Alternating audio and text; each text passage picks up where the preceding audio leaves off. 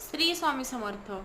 आपल्या मनातील इच्छा पूर्ण होण्यासाठी हा बेलपत्राचा एक छोटासा उपाय. तर हा उपाय तुम्हाला कुठल्याही सोमवारपासून करायचा आहे. पहा, मनातील इच्छापूर्तीसाठी शिव उपासना खूप लाभदायी असते. हा उपाय करण्यासाठी 21 बेलाची पाने घ्यावी. त्यानंतर चंदन उगाळून त्याने बेलाच्या प्रत्येक पानावर ओम नमः शिवाय लिहावे. आपल्या मनातील इच्छापूर्तीसाठी प्रार्थना करावी व हे बेलपत्र महादेवाच्या पिंडीवर अर्पण करावे. हा उपाय कुठल्याही सोमवारी करायचा आहे. सलग 21 सोमवार तुम्हाला हा उपाय करायचा आहे.